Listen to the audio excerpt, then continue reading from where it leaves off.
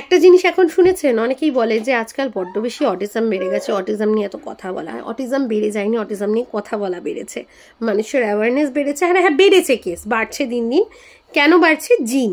যেমন যে জিনের কারণে ডায়াবেটিস বাড়ছে, যে জিনের কারণে সুগার বাড়ছে, যে জিনের কারণে সুগার জিনের জন্য না, লাইফস্টাইলের জন্য বা স্ট্রেস থেকে আসে, হোয়াট এভার, কিন্তু কোলেস্ট্রল এগুলো তো জিনের কারণেই আসে। ডাক্তাররা দেখবেন জিজ্ঞেস করেন, যেমন যে কারণে দেখবেন ডাক্তাররাও জিজ্ঞেস করে যে ফ্যামিলিতে কারো কোলেস্ট্রল আছে, ফ্যামিলিতে কারো ডায়াবেটিস আছে। সেম প্রশ্ন আমাকে যখন জিয়নের অটিজম ডায়াগনোস হয়, তখন যে পরীক্ষা নিয়েছিলেন যে ডাক্তার, তিনি জিজ্ঞেস করেছিলেন ফ্যামিলিতে কারোর আছে কিনা। আর আমিও তখন ডাক্তারকে একটাই কথা বলেছিলাম যে ডক্টর, যদি কারো থেকেও থাকে, আমার তো জানা নেই, আমার বাবা দিক থেকেও কারো জানা নেই, আমার হাজব্যান্ডের দিক থেকেও কারো জানা নেই। আর জিন তো একটা ক্রিস ক্রস ওয়েতে কাজ করে, জিন একটা জেনারেশন জাম্প করে করে বেশি কাজ করে। তো বললাম যে আমাদের আগের জেনারেশনের ছিল কিনা আমার জানা নেই। আর দ্বিতীয় কথা, যদি সেই জেনারেশনের থেকেও থাকে, হয়তো তাকে ডিরেক্টলি পাগল আখ্যা দেওয়া হয়েছে, কারোর দিকেই থাকুক সে। তো আগেকার দিনে তো মানুষকে বোঝানোর এই ধরনের চেষ্টা করতো না। এবং এই 19th সেঞ্চুরির প্রথম দিকে যখন অটিজমকে চোখের সামনে আসে, ডাক্তাররা ডায়াগনোস করে ওয়েস্টার্ন ওয়ার্ল্ডেতেই অবভিয়াসলি, তখন তারাও কিন্তু প্রথমে পাগল আখ্যা দিয়েই শুরু করেছিল। তারপর আস্তে আস্তে ব্যাপারটাকে চিনতে জানতে দীর্ঘদিনের নানা রকমের পরীক্ষা নিরীক্ষার পরে এটাকে জানা গেল যে এটা কোনো পাগলামি নয়, কোনো বোকামো নয়, কোনো কিছু নয়। এরা এক্সট্রিমলি ব্রেন সুপার পাওয়ার নিয়ে জন্মায় বেসিক্যালি। এরা জাস্ট এক্সপ্রেস করতে পারে না, এদের লোয়ার ব্রেনটা অ্যাকচুয়ালি খুব কম কাজ করে, যে লোয়ার ব্রেনটা দিয়ে আমরা বেসিক ব্যবহারগুলোকে অ্যাক্সেস করি, যেটা দিয়ে আমরা আমাদের প্রয়োজনগুলো বলি, বিভিন্ন কাজগুলো বলে বেড়াই, সেই কাজগুলো। তো এইভাবেই আর কি হয়ে থাকে। যাই হোক, তো এইটাই বলার ছিল যে কিছুই না, এটাও একটা অস্বাভাবিক এদের ব্রেন পাওয়ার হয়ে থাকে। এরা বিভিন্ন বিষয় এত বেশি জানে বা এত বেশি ইয়ে করে যে এটা বোঝার মুশকিল। এরা যেটা বোঝাতে পারে না এদের বেসিক নিডসগুলো, যে কারণে আমার বড় ছেলেকে আমাকে এখনো মাঝে মাঝে ডাইপারে রাখতে হয়। এটা নিয়েও অনেক কন্ট্রোভার্সি আছে, অনেক আলোচনা হয় আমার বাচ্চাদেরকে নিয়ে।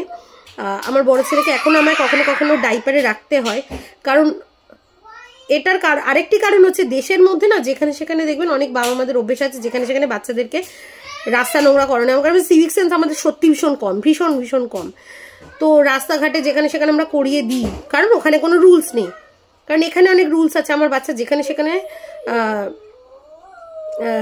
মানে কাজকর্ম সারতে পারে না, রাস্তার মধ্যে ওটা করা উচিতও না। তো যেখানে সেখানে আমি বাচ্চাকে কাজকর্ম সারাতে পারি না, এখানে রুলও নেই আর করা উচিতও না। আমার বাচ্চা যাতে দেশেও না, আমার জন্য পড়াতে হয়, কারণ এরা জল অতিরিক্ত খায়, বাথরুম যদি বারবার পেতে পারে, বারবার যাওয়ার চেষ্টা করে, আমি যেখানে সেখানে শুরু করতে পারি না, তোমায় রাখতে লাগে।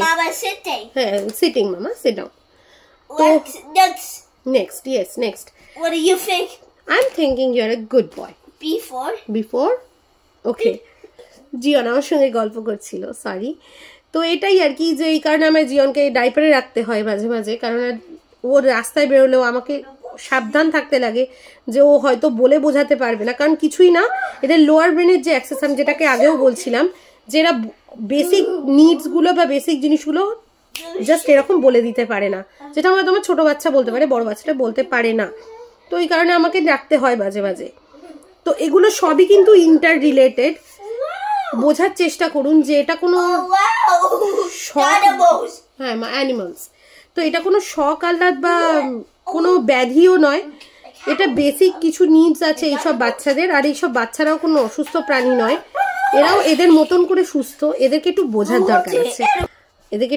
দরকার আছে, এদেরকে একটু সঙ্গে নিয়ে চলার দরকার আছে। আর যদি মনে করেন আমার ভিডিওগুলো কারোর কোনো কাজে লাগছে, কারণ আমাদের অটিজম নিয়ে এখন না মায়েরানো ভোকাল হয়েছে, and I am proud of that, কি আমরা অনেক বেশি কথা বলছি এগুলো নিয়ে। কারণ আমি দেশ হোক বা বিদেশ হোক, আমি বললাম না যে এখানে আমি পার্কে বাচ্চাদের নিয়ে যাই, অনেক ইন্ডিয়ান মায়েরা আছে একটু ভুরকুচকে বাচ্চার দিকে তাকায়, যদিও আমার বাচ্চা ভীষণ শান্ত, কাউকে হার্ম করা তো বাদ দিন, হয়তো কাউকে একটা চিমটিও কাটে না, কাটতেই পারে। কদিন আগে একটি বাচ্চার সঙ্গে আমি একটি বাচ্চার সঙ্গে আমি ক্লিনিকে গিয়েছিলাম ভ্যাকসিনেশনের জন্য। Sit down. What next? আচ্ছা ওয়েট। তো একটি অটিস্টিক বাচ্চার সঙ্গে আমার আলাপ হয়। বাচ্চাটি হয় না, এরা ভেতর থেকে বুঝতে পারে যে আমাকে অ্যাকসেপ্ট করছে, আমার সঙ্গে আমার হাজবেন্ড আমার বাচ্চাদের সঙ্গে এসে খুব খেলছে। এবার তার মা জানে না যে আমার বড় বাচ্চাটি অটিস্টিক। তো সে না জিয়নের সঙ্গে খেলতে খেলতে জিয়নকে আদর করে, আমি বারবার বলছি আমি একটু অফেন্ড হইনি, আমি খুব খুশি যে আমার বাচ্চার সঙ্গে এগিয়ে এসে খেলেছে, কারণ এটুকুই চাই। তো ও আমার জিয়নকে একটুখানি হালকা করে জাস্ট টাচ করে একটুখানি ধাক্কা দেওয়ার মতন। তার মা এত লজ্জিত হয়, আমি ওনার মাকে বলে বোঝাতে পারি না, সে অন্য কান্ট্রির ছিল, তার ল্যাঙ্গুয়েজ আলাদা, তার সঙ্গে আমি কথাটা কমিউনিকেট করতে পারছিলাম না ঠিক করে। তাকে আমি বোঝানোর চেষ্টা করলাম যে কোনো ব্যাপার না, ইটস পারফেক্টলি অল রাইট, ওরা খেলছে, দে আর জাস্ট প্লেয়িং।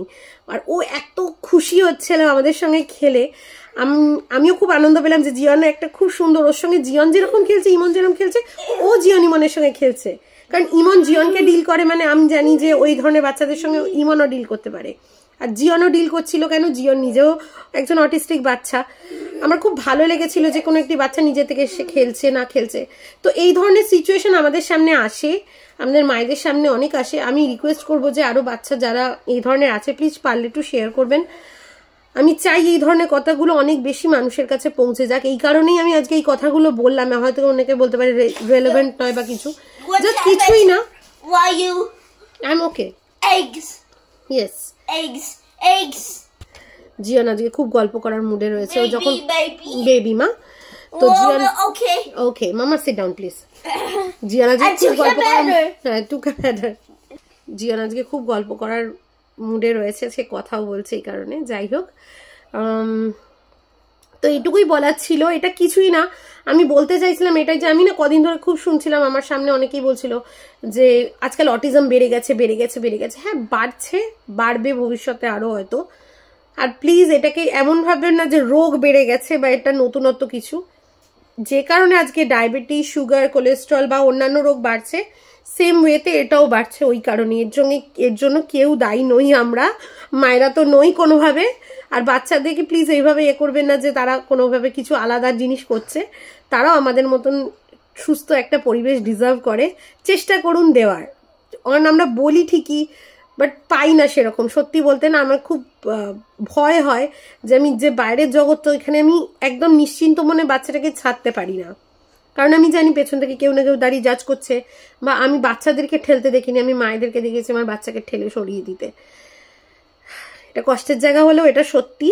তো যাই হোক, একটু চেঞ্জ আনার চেষ্টা করুন। আজকে আমি রিকোয়েস্ট করছি যে আপনারা না পারুন, আপনার পাশে কেউ হতে পারে, তো এই কারণে একটু শেয়ার করুন প্লিজ।